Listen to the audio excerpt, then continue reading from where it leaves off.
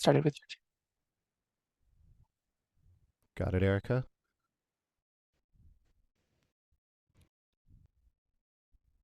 Okay, Erica, would you like me to begin? Yes, please. Thank you. Outstanding. Thank you so much. All right. Well, good. Again, go to the chat, and I want to see what challenges are you having. So let me just read a few of these off.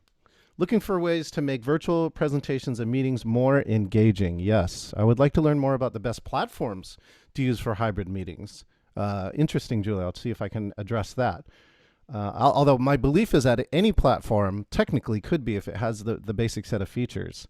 Our virtual attendees have our hybrid meetings have mostly been watchers and not engagers. I made up that word. Thank you so much for that. Engaging meetings, but always ways to get participants to interact. Attention between splitting between a smaller in-person group and a larger online group. Literally, where do you look when you have 2 people in person and 13 online? Okay, great. Thank you so much for that. Well, let me do this. And again, if you'd like, you can hit view speaker if you see me. Let's see. Then I think, let's see, Erica, I see you currently on screen. I thought I should be on here. You can also pin my screen. I think here, again, we don't have spotlights here, but if you go and right click on me, you can pin and you can see some of this information. And if not, I'm going to verbalize the majority of it. What I'd love to share with this is that, let's just start with a quick definition of hybrid meeting, right? A hybrid meeting here, of course, has the aspects of a virtual meeting, and then the aspects of in-person meeting. So at least one or more people here in person, one or more virtual, and they're happening at the same time, which leads us to the hybrid meeting. So what I'd love to start with is this key piece here is, again, I said I'm going to share 3 key tips here. The first one is this, right? Oh, let me get my here. There we go. All right. Hear no evil. Hear no evil is really the first thing that I think you need to start with when working with hybrid meetings. And the reason for that is that you got to focus and design, when you're planning your hybrid meeting, my number one thing would be to say, how is the audio going to work? Because you can actually host a meeting, and we already know that. We can host a meeting, right, with cameras off and still host a viable meeting. But as soon as you can't hear somebody, then they can no longer really be a key participant. So here are some of the easy ways that I have thought about virtual meetings. So here I'm going to give you also a couple tips in the chat. Number one is find the right microphone. And some laptops have arrays of microphones, kind of like Alexa or your other devices inside of your house. They have the ability to hear multiple people in the room and do it well. And one of the easiest ways to test it is to run a meeting with yourself. You can just record it, walk around to the different locations that people are going to be speaking, and then see if it works. The second one, though, is that there is a microphone. So you can start getting a microphone here. For instance, a Snowball microphone is one of the lowest cost, best microphones that I've been able to find. So this connects by USB to your computer, and you would take it and point it to the majority of the room. And once you do that, then you can also turn the audio on. If you also have not learned this trick, there's something called original sound. And if you actually look on how to turn on original sound for Zoom, this is a specific Zoom feature, then you can actually hear things too, like applause and laughter in the room. So what happens is that it turns off the noise cancellation for Zoom, and then it allows you to hear everything in between. So if you've ever wondered why you couldn't hear people applauding in the room, even if you had a packed room, or other types of things like that, or laughter, it's because original sound is turned off, and you need to find a way to turn it on. The next piece to have is that you can actually then run multiple cameras. This is, again, a no-cost way to improve your virtual meetings, is to give different views inside of the room. The first view, of course, you want to give is for the camera facing the majority of people who are presenting or who are attending. If you are having a small meeting, if you have just one person speaking, of course, the camera's on like this, like on your speaker, so that the majority of people can see this. Now, there's a way to take multiple devices. So if you have another phone or a tablet or a computer that has another webcam, you can log it on, but of course you may have faced our dreaded friend Echo. Echo, when you start putting it on and it sounds crazy and nobody can understand anything, that would be one of the ways that happens. So then you can use a feature called Leave Computer Audio. Leave Computer Audio. Let me just check. Has anybody ever had that dreaded echo in a meeting? Oh my goodness. Okay, Brenna, do you mind if I ask? Can you just unmute and let me know what happened the last time you had echo? Yeah, I mean, nobody can hear each other, right? We were in a room where the room's all set up, which is pretty cool. But then when a participant in person joins with their computer audio on, you have the room and the computer audio at the same time, and it's bouncing back and forth. Yes. And were you able to solve it, or did you have to like remove that computer?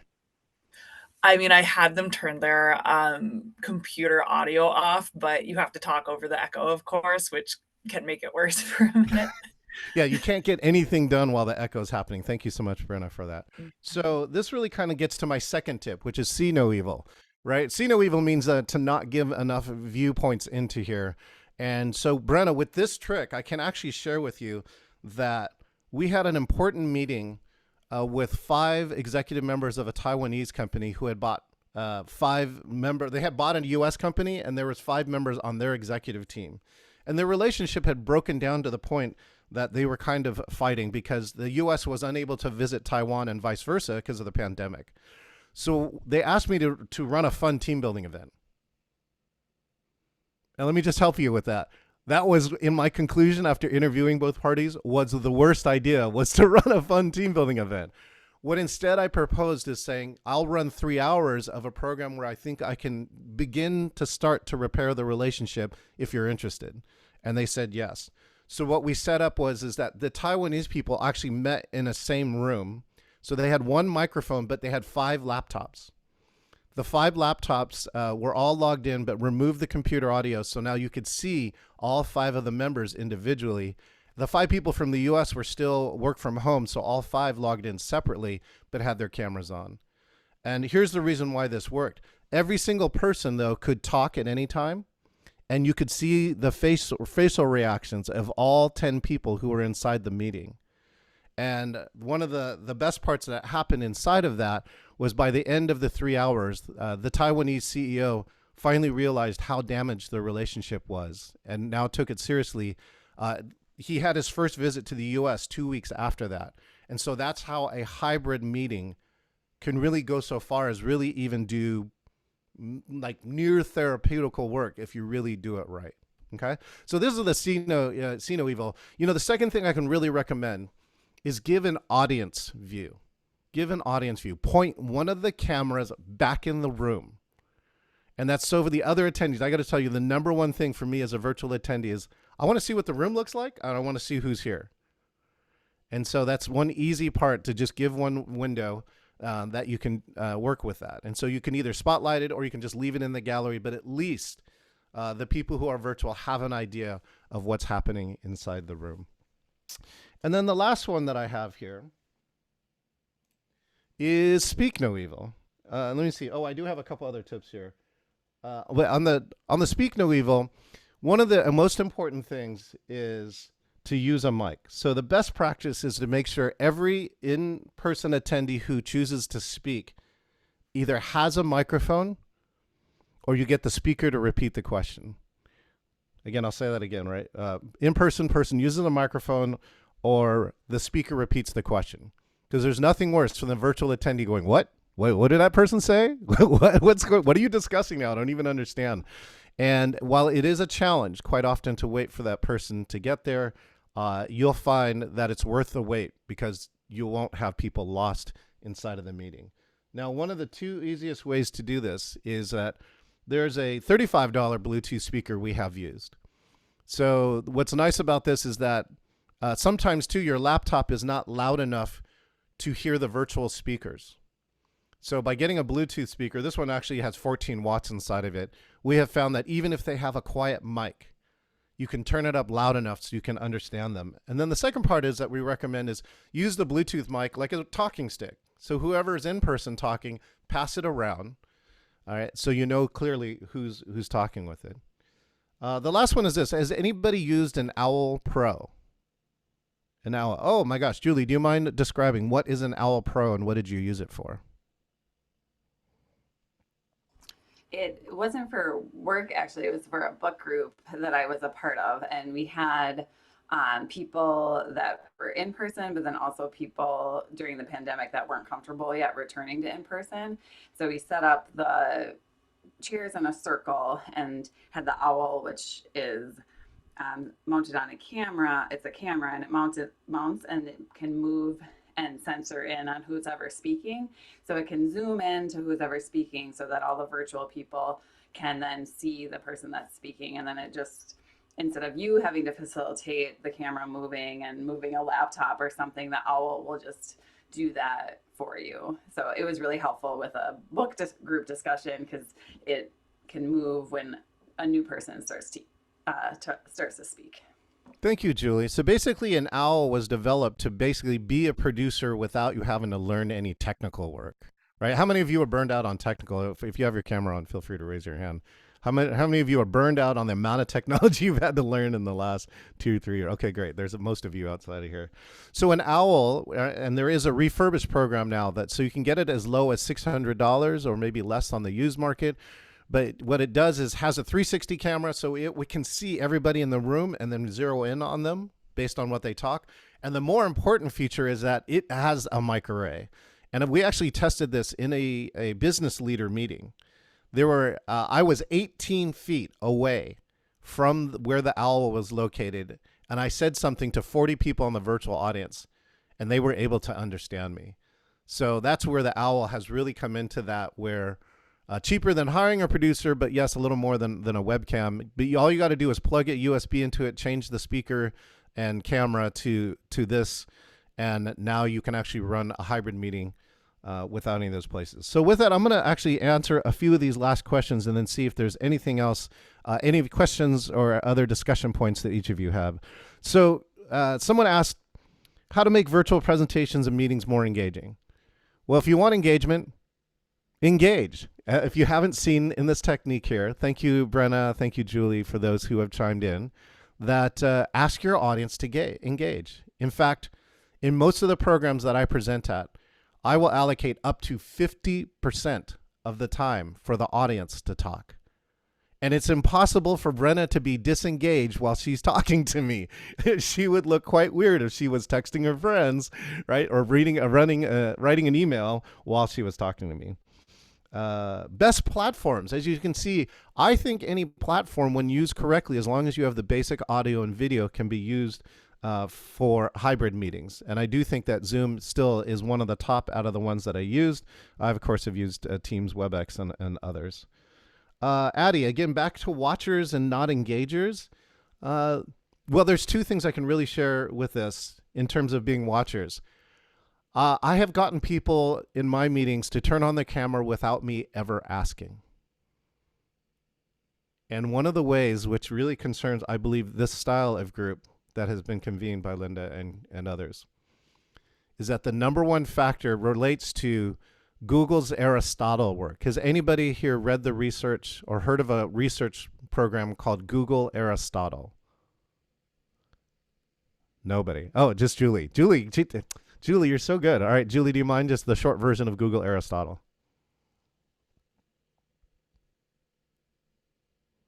Finding her Find my mute button. mic here. There you go. The short end of it was they studied on what makes the most successful teams.